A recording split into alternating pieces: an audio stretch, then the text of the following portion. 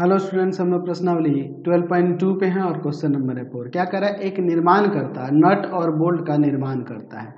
एक पैकेट नटों के निर्माण में मशीन ए पर 1 घंटा और मशीन बी पर 3 घंटे काम करना पड़ता है, जबकि एक पैकेट बोल्ट के निर्माण में 3 घंटे मशीन ए पर और 1 घंटा मशीन बी पर काम करना पड़ता है। वह नटों से 17 रुपये 50 पैसा प्रति पैकेट और बोल्टों पर 7 रुपये प्रति पैकेट लाभ कमाता है। यदि प्रतिदिन मशीनों का अधिकतम उपयोग 12 घंटे किया जाए तो प्रत्येक यानी कि नट और बोल्ट के कितने पैकेट उत्पादित किए जाएं ताकि अधिकतम लाभ कमाया जा सके, यानी कि हमें मैक्सिमम प्रॉफिट हो, इसके लिए हम लोग कितने पैकेट नट और कितने पैकेट बोल्ट उत्पादित कर सकते हैं, जबकि एक मशीन को 12 घंटे से अधिक नहीं चलाना है। 12 घंटे का अधिकतम समय दिया गया है। देखिए क्वेश्चन को समझ लीजिए। एक निर्माण करता है जो नट और बोल्ट बनाता है, ठीक है, नट और बोल्ट का निर्माण करता है, ठीक है। उसके पास दो तरह की मशीन है, एक मशीन ए है और एक मशीन बी है, ठीक है। तो एक पैकेट नट के निर्माण के लिए उसे मशीन ए पर 1 घंटा और मशीन बी पर 3 घंटे काम करना पड़ता है, जबकि एक पैकेट बोल्ट के लिए मशीन ए पर 3 घंटा और मशीन बी पर 1 घंटा काम करना पड़ता है, ठीक है। और एक पैकेट नटों पर उसे 17 रुपये 50 पैसा प्रॉफिट हो रहा है और एक पैकेट बोल्ट पर उसे कितना प्रॉफिट हो रहा है? 7 रुपये प्रॉफिट हो रहा है, लाभ हो रहा है। तो हमें महत्तम से महत्तम लाभ हो, इसके लिए कितना पैकेट नट और कितना पैकेट बोल्ट होना चाहिए, यही हमें बताना है। तो मैं मान लेता हूं यहाँ पे माना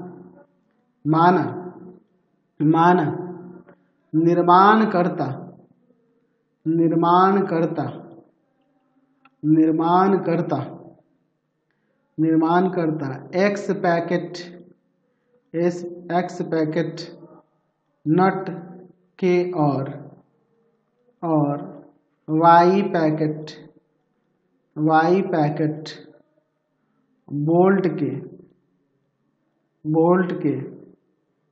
वाई पैकेट बोल्ट के बनाता है, ठीक है। अब इसके लिए हम लोग यहाँ पर चार्ट बना लेते हैं, ठीक है। चलिए ध्यान से देखिएगा। यहाँ पर दो तरह के प्रोडक्ट है, नट और बोल्ट दो तरह के प्रोडक्ट है और मशीन भी दो तरह की है, ठीक है। चलिए एक काम करते हैं, इसमें हम लोग 4 कॉलम ले लेते हैं, ठीक है। अच्छा, और फिर उसके बाद हम लोग इसमें आगे देखते हैं। ध्यान से देखिएगा, ठीक है। चलिए एक यहाँ पे इस तरह से क्लियर है। चलिए देखिए यहाँ पर लिख देते हैं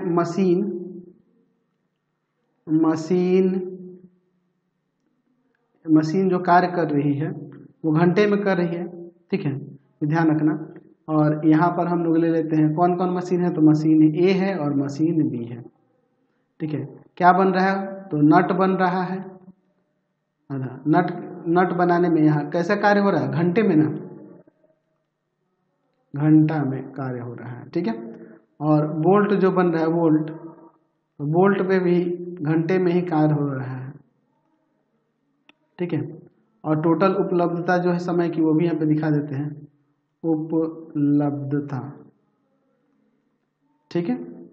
और यहाँ पर हम लोग जो लाभ हो रहा है उन पे इसको लिख लेते हैं, लाभ रुपए में दिया हुआ है। अब ध्यान से देखिएगा, यहाँ क्या कह रहा है कि नट को बनाने में मशीन ए 1 घंटा कार्य करती है उस पर, 1 घंटा, और मशीन बी 3 घंटा, ठीक है। अच्छा, उसी तरह से आगे फिर कह रहा है कि बोल्ट को बनाने में देखिए मशीन ए 3 घंटा और मशीन बी 1 घंटा कार्य करती है और टोटल समय उपलब्ध है 12 घंटे का, ठीक है। लाभ कितना हो रहा है नट पे? तो नट पे प्रति पैकेट पे लाभ हो रहा है 17 रुपये 50 पैसा प्रति पैकेट, ठीक है, और 7 रुपये बोल्ट पे लाभ हो रहा है प्रति पैकेट, 7 रुपये प्रति पैकेट। ठीक है, अब इसके बाद देखिए हम लोग देख रहे हैं कि एक्स पैकेट बना है किसका, नट का, और वाई पैकेट बोल्ट का। तो यहाँ पे हम लोग मैक्सिमम हमें निकालना है, तो max of Z equal to में क्या हो जाएगा, तो 17 रुपये 50 पैसा दिए है ना जी, इतना एक्स और प्लस में 7y, ये टोटल यही ना होगा लाभ। चलिए, तो मैक्सिमम प्रॉफिट के लिए हमें निकालना होगा, तो हमने ऑब्जेक्टिव फंक्शन ले लिया। अब इसके बाद देखिए यहाँ पर हम लोग यहाँ नट और बोल्ट देख रहे हैं, इनमें कितना कितना घंटा लग रहा है एक पैकेट निर्माण करने पर, अधिकतम कितना समय दिया है ये भी यहाँ पे दिया गया है। ठीक है, ठीक है। अब देखिए हम लोग एक काम करते हैं, मशीन ए और मशीन बी को लेकर यहाँ से दो और समीकरण तैयार करेंगे। देखिए मशीन ए कार्य करती है 1 घंटा किस पर, एक पैकेट नट पर, तो x पैकेट है तो उस पर x घंटा कार्य करेगी। अच्छा, और बोल्ट पे कार्य कर रही है 3 घंटा एक पैकेट बोल्ट बनाने में, तो y पैकेट बोल्ट बन रहा है तो 3y हो जाएगा, और टोटल मिलाकर कितना, मैक्सिमम 12 आवर तक हो सकता है, यानी कि 12 आवर और 12 आवर से लेस होगा, है ना, उससे ग्रेटर नहीं हो सकता, यानी मैक्सिमम 12 आवर ही होगा। चलिए दूसरे वाले के लिए यहाँ से हो जाएगा 3x plus Y is less than equal to 12, और साथ ही साथ यहाँ पे ऋणोत्तर व्यवरोध भी आ जाएगा, क्योंकि देखिए नट के पैकेट और बोल्ट की संख्या 0 और 0 से अधिक ही होगी, माइनस में तो होगी ही नहीं। ठीक है, अब चलिए हम लोग इसका ग्राफ बनाते हैं। तो इसके लिए अब हम लोग लिखेंगे दिए गए रैखिक असमीकाओं को रैखिक समीकरणों में बदलने पर, रैखिक समीकरणों में बदलने पर क्या हो जाएगा, रैखिक समीकरणों में बदलने पे, तो आ जाएगा यहाँ से x plus 3y equal to में 12, और दूसरा हो जाएगा 3x plus Y equal to में 12। चलिए हम लोग यहाँ पे दो चार्ट ले लेते हैं, तभी ना हम लोग इसका ग्राफ बना पाएंगे। दोनों के लिए हम लोग यहाँ पे दो चार्ट बना लेते हैं। ठीक है, ध्यान से देखिएगा, दो हम लोग यहाँ पर चार्ट बना लेते हैं। चलिए यहाँ ले लेते हैं एक्स वाई, एक्स का 0 रखेंगे यहाँ पर, तो y का 4 आ जाएगा, ये जाएगा डिवाइड में, तो y का 4 आ जाएगा। अच्छा, y का 0 रखेंगे तो x का 12 आ जाएगा। यहाँ पे देखिए x का 0 रखेंगे तो y का 12, और y का 0 रखेंगे तो x का 4। ठीक है, अब चलिए हम लोग इसके लिए इसका ग्राफ यहाँ पर बनाते हैं। चलिए, तो हमने यहाँ पे ग्राफ ले लिया है, देखिए यहाँ पर हम लोग ले लेते हैं x एक्सिस, ठीक है, और इस पर यहाँ पर ले लेते हैं y एक्सिस। ध्यान से देखना, इधर लिख देते हैं x, इधर हो जाएगा आपका x डैश, y, और यहाँ हो जाएगा आपका y डैश।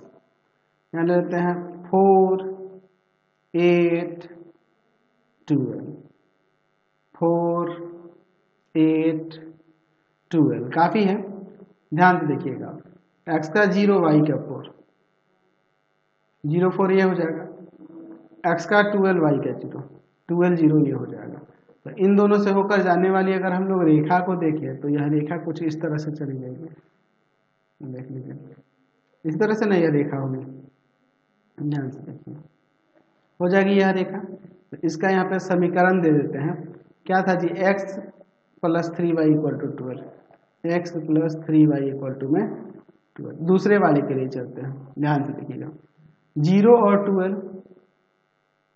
0 और 12 और 4 0, x का 4 y का 0। तो इन दोनों से होकर जाने वाली अगर हम लोग रेखा देखेंगे तो ये रेखा कुछ इस तरह से जाएगी। ठीक है, यही ना हो जाएगी। चलिए, यही आपकी रेखा हो जाएगी, दोनों डार्क ही होगी क्योंकि लेस देन और इक्वल टू था। चलिए, अब इसका हल क्षेत्र हम लोग निकालने के लिए अब बात करते हैं। तो हल क्षेत्र के लिए क्या होगा, तो हम लोग 0 0 पर असमीकाओं को चेक करते हैं। 0 0 पर असमीकाएं यहाँ पर चेक करते हैं, इसमें तो हो जाएगा 0 प्लस 3 इंटू में 0 is less than equal to 12। तो यहाँ हो जाएगा आपका 0 is less than equal to 12, ये सत्य है, सत्य है। चलिए दूसरे वाले के लिए चेक करते हैं। तो 3 इंटू में 0 + 0 is less than equal to 12, यानी कि 0 is less than equal to 12, ये भी आपका सत्य है। तो दोनों का दोनों सत्य हो रहा है, तो सत्य होने पे क्या होगा, हल क्षेत्र इधर की तरफ होगा। और आप देख रहे थे कि निरोत्तर विरोध भी था, इसलिए हल क्षेत्र ये वाला क्षेत्र हो जाएगा, हल क्षेत्र ये आपका सॉल्यूशन एरिया हो जाएगा। तो इसका कोणीय बिंदु यहाँ से मिलेगा ना जी। चलिए ये सुसंगत क्षेत्र है। चलिए तो इसका कोणीय बिंदु देखिए, यहाँ पर O ले लेते हैं, इसका निर्देशांक 0 0, ये A, ये प्रतिच्छेद बिंदु B ले लेते हैं और यहाँ C लेते हैं। ये प्रतिच्छेद बिंदु B का निर्देशांक क्या होगा इसको पता करते हैं। तो दोनों समीकरण को लिखो, x + 3y = 12 और फिर 3x + का y = 12। तो एक काम करते हैं, यहाँ पर हम लोग एक में मल्टीप्लाई कर देते हैं 3 से और इसमें 1 से, ठीक है। तो क्या हो जाएगा देखो, 3x + का 9y = में 36, 12 3 36 में हो जाएगा, और 3x + y = में 12। यहाँ साइन चेंज करते हैं, माइनस माइनस माइनस, ये कट जाएगा। यहाँ पे 8y = में इधर हो जाएगा कितना, 24, हो जाएगा भाग में y का मान 3 आ जाएगा। y का मान 3 यहाँ रख देते हैं, तो 3 रख देंगे समीकरण 1 में, तो 3 रखें 3 9 9 जाकर उधर घट जाएगा। तो x का मान भी क्या आ जाएगा, यहाँ पर 12 में से 9 गया 3, तो 3 3 आ जाएगा, x भी 3 y भी 3, तो ये 3 3 हो जाएगा इसका निर्देशांक। तो लिख सकते हैं कि हल क्षेत्र एक चतुर्भुज है, हल क्षेत्र क्या है, एक चतुर्भुज बन रहा है जिसके कोणीय बिंदु, ये सुसंगत क्षेत्र है जिसके कोणीय बिंदु O 0 0, A 4 0, B 3 3 तथा C 0 4 है, ठीक है। चलिए तो अब इसके बाद हम लोग इसका यहाँ पर अधिकतम लाभ जो है उसके लिए बात करते हैं, ठीक है। चलिए ध्यान से देखिए, हम लोग यहाँ पर इसमें 5 कॉलम ले लेते हैं, ठीक है। अब देखिए इसके बाद ध्यान से देखिए, यहाँ पर हम लोग लिख देते हैं कोणीय बिंदु, और यहाँ ले लेते हैं z = में जो दिया था 17.50x और प्लस का 7y, यही ना था जी, देख लीजिए यही था आपका, ठीक है। चलिए अब आगे देखते हैं, यहाँ पर कोणीय बिंदु को लेकर 0 0 4 0 3 3 और यहाँ पर है 0 4।